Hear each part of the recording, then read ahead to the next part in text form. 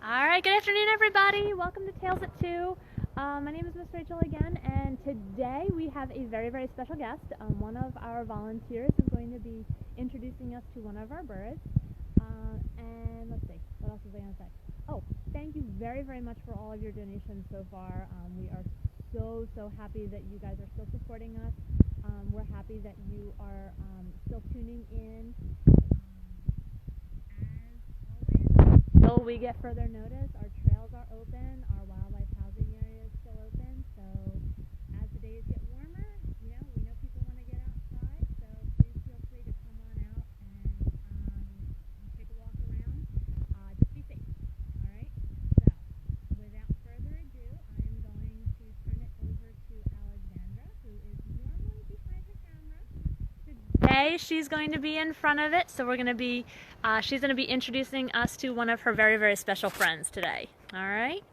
So let's see if I can get this to work. Come on. There we go. Hi everybody.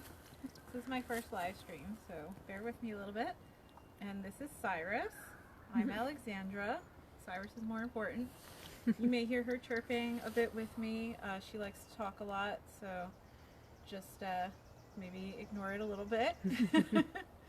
Cyrus is a broad-winged hawk, so she is a type of smaller hawk that lives in deciduous forests.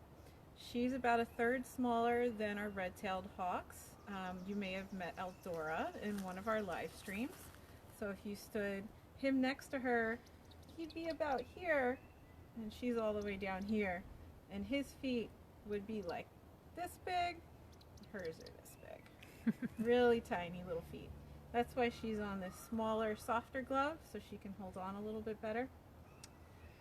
Broad-winged hawks live in most of North America, from southern Canada all the way down to Mexico, and they are full migrants. They make a yearly journey of somewhere around 1,900 miles to 4,000 miles, depending on where they breed. And they breed in April through August, so they're around right now. You're probably never going to see them because they live in the trees and they're so perfectly camouflaged so that neither their prey nor people can find them. I'm actually having a hard time finding her on the screen, actually, so bring her in a little bit closer. She doesn't mind. I'm gonna come in just a on little her breast bit. feathers a little bit. She's saying hi. Hello, Cyrus. You say hi. Getting a little bit better footing. Okay. So because she's what we call a full migrant and she makes that big journey, she does leave here to find maybe warmer weather, more food. Those are the primary reasons they think that birds migrate. They don't really know why birds migrate. Migration in general for most animals that migrate, so turtles, whales, birds, almost all birds, lots of different mammals, is driven by seasonal changes in food availability and weather. She does have some dangers on her journey that are mainly human caused. Habitat loss is one of them. Just going to preen for us a little bit. They do still get hunted in the southern parts of their range, which is really sad. It is illegal pretty much everywhere to hunt hawks, including in all the countries she will live in Central and South America. But unfortunately it happens anyway for a variety of reasons, none of which are good. Let's see, what else can I say about bird migration? Do you have any thoughts, Miss Rachel? A lot of it is dependent on their diet. So what kinds of things does Cyrus eat? Thank you for the prompt. Cyrus in her northern range will eat mostly small mammals like moles and voles, maybe mice, but probably not mice normally. They do hunt in open grasslands and wetlands, so they'll eat frogs. They will eat snakes and insects. And then when they travel down into their southern range, they're pretty much only going to eat lizards, frogs, maybe snakes, and insects. So they do have a pretty varied diet.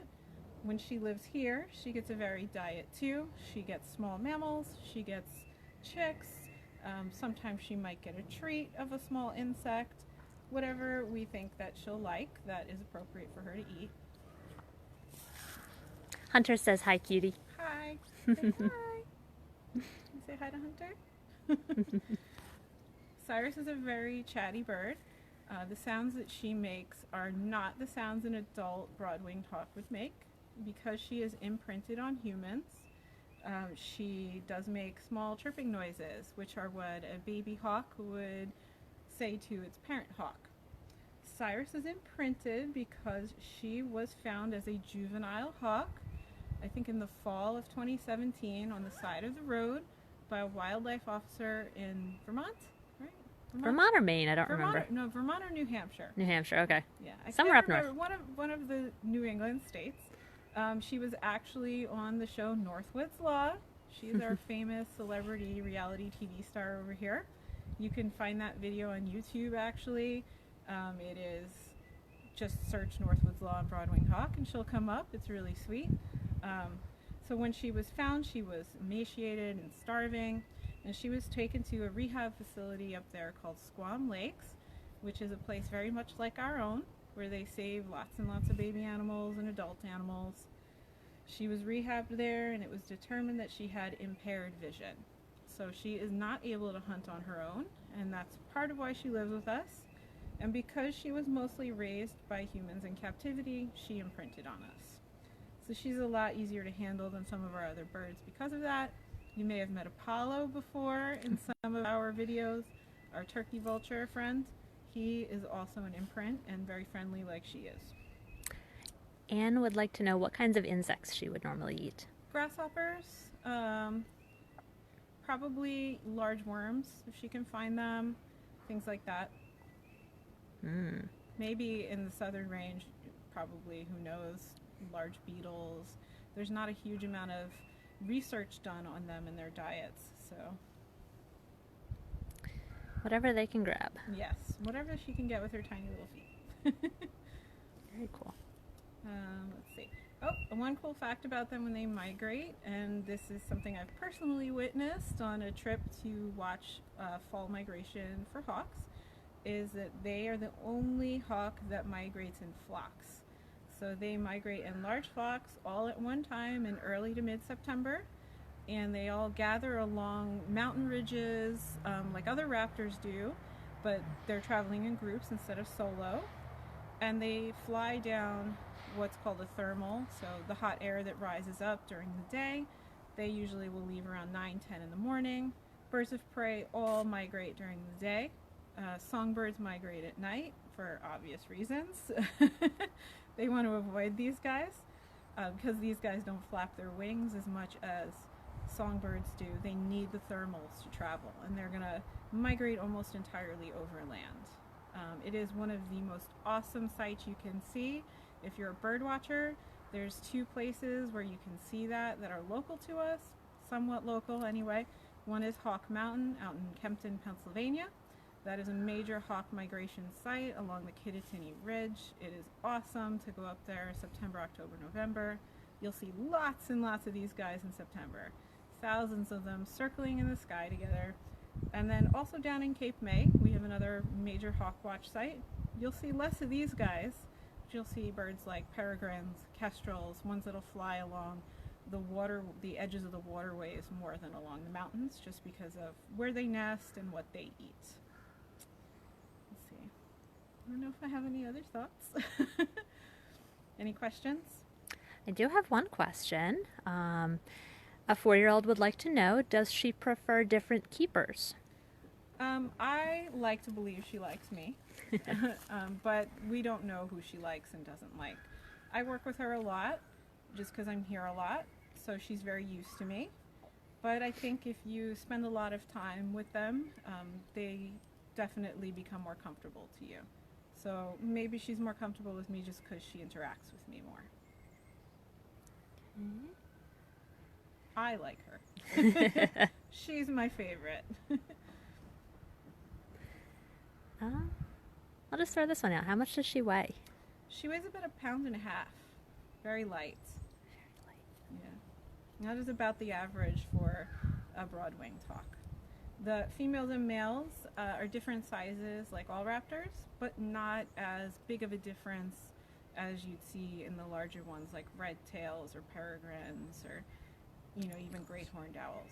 So a much smaller size difference. Do you have any questions, Miss Rachel? I'm looking on here. Anne would like to know, do we have any other hawks? We have lots of hawks here.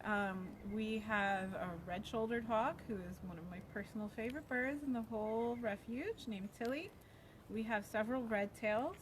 Our red tails that live on display are Shiva, who's a leucistic red-tailed hawk, which means that she doesn't have the brown pigmentation in her feathers, so she's mostly white. She's very beautiful. We have Jessie, who is a red-tailed hawk as well. Let me think, who else is on display that's a hawk? I think that's all the hawks that live on display.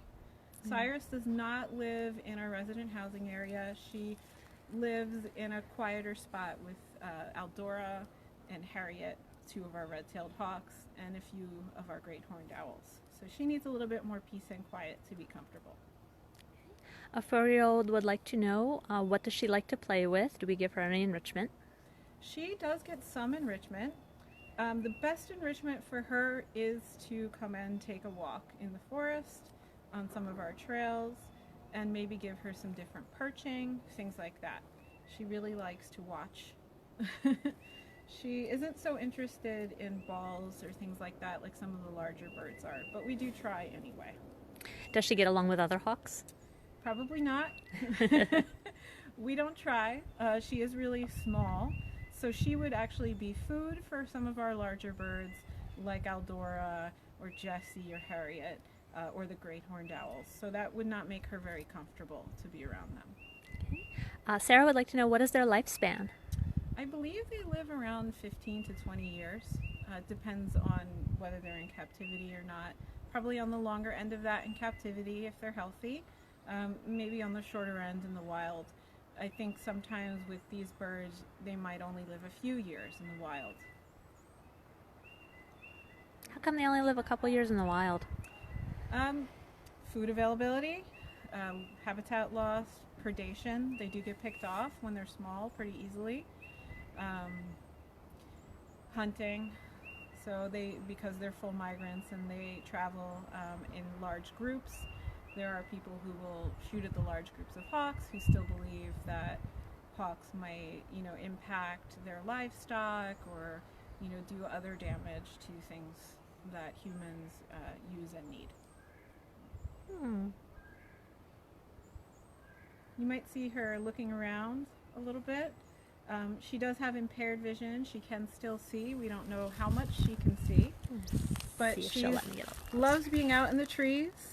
Because she looks around at anything that catches her eye. She gets really excited sometimes, like right now. She's looking at the camera a little bit.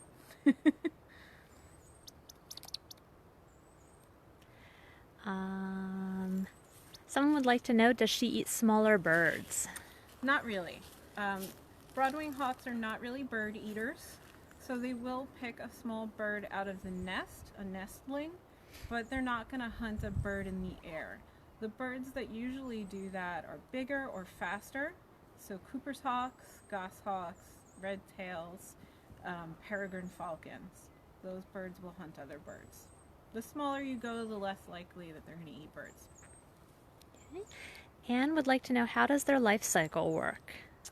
They become adults after about a year. So in their first year of life, they have a little bit of a different plumage, more stripes, a little bit more brown.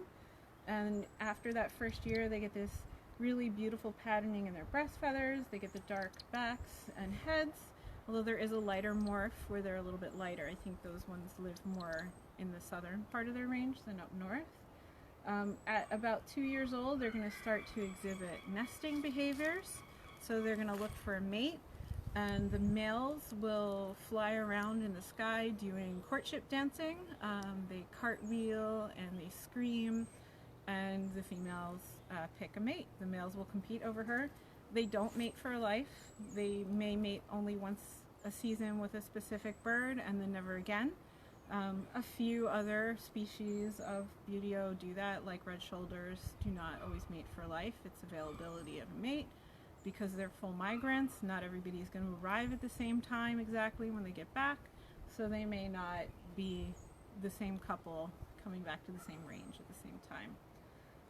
They lay about 2 eggs usually, not more than that, and the babies grow up much like other hawks. The mom does most of the care, she feeds them. They rapidly grow in size over about 2 months, and then they become little adults.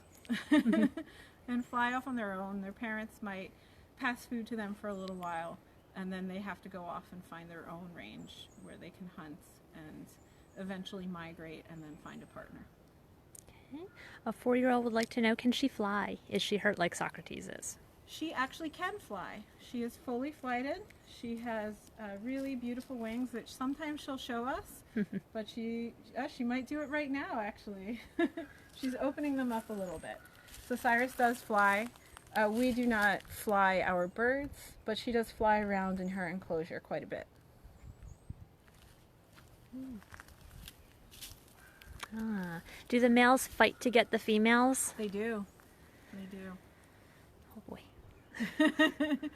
That's where the courtship dancing and stuff comes in. So they may squabble in the air and things like that. Okay. All right. What else do you want to say? Well, we can end it here if you would like. Yeah, I don't think I have anything else. I know I can add. All right, everybody, if there's any more questions, you are more than welcome to put them in the comments below, and we will get back to you as we can. Thank you very, very much for joining us. Alexandra, thank you for volunteering to do this for us today. Thanks for sitting through my first time doing a live stream. And thank you, Cyrus, for joining us. All right, have a good day, everybody, and we hope to see you soon, all right? Bye.